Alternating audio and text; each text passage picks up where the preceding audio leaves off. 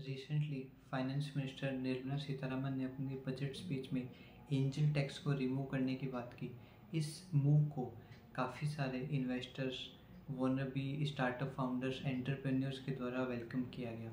लेकिन इस मूव को ठीक से सेलिब्रेट करने के लिए उसको समझना या ये समझना ज़रूरी है कि क्यों गवर्नमेंट ने एंजल टैक्स को वापस लिया और क्यों किसी टाइम पे गवर्नमेंट ने एंजल टैक्स को लगाया था। इसे समझने में अपन को सबसे पहले समझना चाहिए कि what actually is angel tax.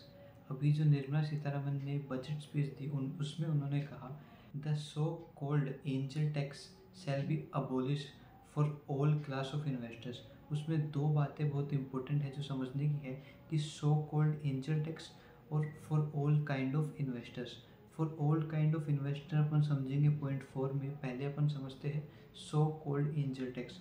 Nirmala Sitharaman ji को सो कॉल्ड एंजल टैक्स इसलिए कहना पड़ा क्योंकि angel tax word income tax act में कहीं भी काम में नहीं लिया गया है। एंजल टैक्स एक्चुअली लगता है इनकम टैक्स के सेक्शन 58 सब सेक्शन 27B से। उसमें एंजल टैक्स वर्ड काम में नहीं लिया जाता है। उसमें ये वर्डिंग्स काम में ली जाती है कि किसी भी स्टार्टअप को या फिर किसी भी कंपनी को जिसके शेयर्स है जो कि लिस्टेड नहीं है उसे फेयर मार्केट वैल्यू, मतलब उसकी वैल्यू से कुछ भी ज़्यादा वैल्यूएशन पे अगर कोई इन्वेस्टर उसमें इन्वेस्ट करता है तो जो डिफरेंस का होगा उसकी फेयर मार्केट में और जिस पे इन्वेस्टर्स उसमें इन्वेस्ट कर रहा है उसको उसकी अदर सोर्स की इनकम ट्रीट कर दिया जाएगा और उस पर टैक्स लगा दिया जाएगा। एंजल टैक्स का मतलब समझ में आ गया है तो अब सेकंड पॉइंट पे अपन चलते हैं और समझते हैं कि एंजल टैक्स एक्चुअल में कितना नेगेटिव इम्पैक्ट डालता है और कितना बुरा साबित हो सकता है स्टार्टअप या इन्वेस्टर्स के लिए। उसके लिए हम एक एग्जांपल लेते हैं। मान लीजिए मैं एक कंपनी रन करता हूँ और लीजिए आज के टाइम पे मेरी कंपनी की वैल्यू है 10 करोड़ रुपए और मैं एक इन्वेस्टर ढूंढता हूँ। मान लीजिए मैं निखिल कामत को ढूंढ लेता हूँ जो जीरोधा के को फाउंडर और एक इन्वेस्टर भी है।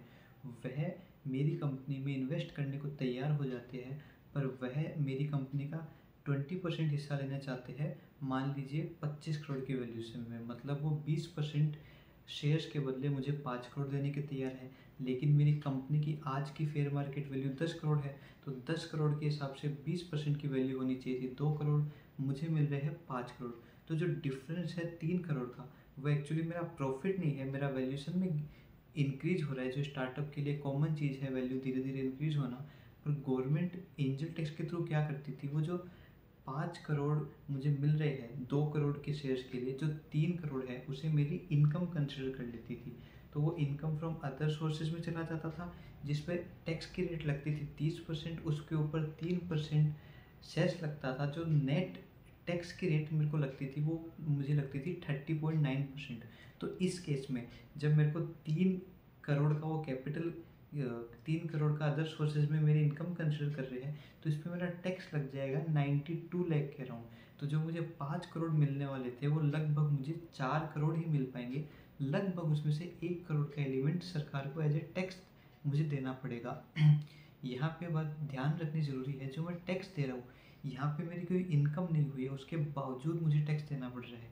तो ये पूरे स्टार्टअप इकोसिस्टम को डिस्करेज करता था। जो इन्वेस्टर है मान लीजिए निखिल कामत, उन्हें भी डिस्करेज कर रहा है और एज ए स्टार्टअप जो मैं बहुत मुश्किल से फंड रेज कर पा रहा हूँ मुझे और डिस्करेज कर रहा है फंड रेज करने के लिए। तो स्टार्टअप्स के लिए बहुत ही बुरा टैक्स था। इसीलिए एंजल टैक्स का जो प्रभाव था वो बहुत ही नेगेटिव प्रभाव था ओवरऑल बिजनेस इकोसिस्टम में। सेकेंड पॉइंट में हमने समझा कि एंजल टैक्स इतना बुरा क्यों है। तो हमें समझना चाहिए अगर वो इतना बुरा ही अगर टैक्स है तो सरकार ने उसे इंट्रोड्यूस ही किया। एक्चुअली जब सरकार ने इसे इंट्रोड्यूस किया था तो सरकार ने रीजनिंग दी थी कि काफ़ी सारे लोग अपने ब्लैक मनी का पैसा मार्केट में लेके आने के लिए कुछ सेल कंपनियां बनाते हैं और उन्हें छोटी मोटी कंपनियां वो खुद ही रेगुलेट करते हैं और उन्हें हाई वैल्यूज में फंड देते हैं जिससे उनका जो ब्लैक मनी है वाइट में कन्वर्ट हो जाता है, कंपनी के एज ए कैपिटल बन जाता है। उसे रोकने के लिए कुछ समय पहले सरकार एंजल टैक्स को इंट्रोड्यूस किया था जिससे वो जो ब्लैक मनी को वाइट कर रहे हैं वो डिस्करेज हो और वो ऐसी सेल कंपनियां बना के ब्लैक को वाइट नहीं करे।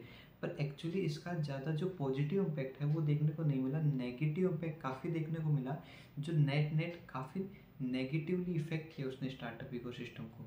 तो जिससे ये हमें नीड पड़ी कि इस टैक्स को हटाया जाना चाहिए। तो फोर्थ पॉइंट हमें ये समझना चाहिए कि अगर सरकार ने टैक्स इंट्रोड्यूस किया और आज जाके 2024 में सरकार ने इसे वापस लिया है, तो बीच में सरकार ने इसे जल्दी क्यों नहीं हटा दिया। इसके लिए हमें ये समझना चाहिए कि ऐसा नहीं है कि 2024 में इसे हटाया गया है, इस पर बार बार बात चली है और 2019 में गवर्नमेंट एक बड़ा रिलैक्सेशन भी इन्वेस्टर्स के लिए लेके आई। उसमें काफ़ी सारे कंडीशन डाल के गवर्नमेंट ने ये बताया कि अगर आप इनमें से कोई भी कंडीशन आप फुलफिल करते हो तो आप पे ये एंजल टैक्स की लायबिलिटी नहीं आएगी। वो प्रोविज़न आप स्क्रीन पे देख सकते हैं। ये प्रोविज़न एक्चुअली में प्रोविज़न तो था, इस प्रोविज़न ने काफ़ी सारे स्टार्टअप्स को रिलीफ भी दिया, पर एक्चुअली प्रॉब्लम ये थी ये काफ़ी सारे स्टार्टअप्स को इंक्लूड नहीं कर पा रहा था। स्टार्टअप एक एंट्री लेवल स्टार्टअप से लेके बड़े लेवल के स्टार्टअप्स को कंसिडर किया जाता है, पर इसमें कुछ टॉप लेवल के स्टार्टअप तो आ पा रहे थे, काफ़ी एक मेजॉरिटी पार्ट स्टार्टअप वाला नहीं आ पा रहा था, जिसे अभी भी एंजल टैक्स या तो एज ए टैक्स देना पड़ रहा था या उसकी वजह से उसे इन्वेस्टमेंट रेज करने बहुत प्रॉब्लम्स फेस करनी पड़ रही थी। इसीलिए सरकार को 2019 की रिलैक्सेशन देने के बाद भी ये ज़रूरत पड़ी कि इसे सिर्फ कुछ लिमिटेड स्टार्टअप्स के लिए एग्जाम ना रखा जाए, सबके लिए कर दिया जाए। This sale be exempted for all class of investors. ये ऑल क्लास ऑफ इन्वेस्टर्स जोड़ने की उनको इसीलिए ज़रूरत पड़ी क्योंकि कुछ क्लास ऑफ इन्वेस्टर्स के लिए वो ऑलरेडी 2019 में एग्जाम कर चुकी है, तो 2024 में से एकदम क्लियर करते हुए उन्होंने एग्जाम कर दिया। वो एग्जाम कब से हुआ है, अगर किसी ने भी 2024 में 1 अप्रैल 2024 के बाद कोई भी फंड रेजिंग की है तो वो इस अमेंडमेंट में कवर हो जाएगा, उसे इस अमेंडमेंट का बेनिफिट मिलेगा, उसे कोई भी तरह का एंजल टैक्स देना नहीं पड़ेगा। Thank you for watching. ये था अपना प्रोविज़न एंजल टैक्स के रिगार्डिंग। मैं time to time other provisions भी आपके आगे लेके आता रहूँ। आपको कुछ भी डाउट या कोई और रिकमेंडेशन आप टॉपिक की देना चाहते हैं तो आप कमेंट सेक्शन में लिख सकते हैं।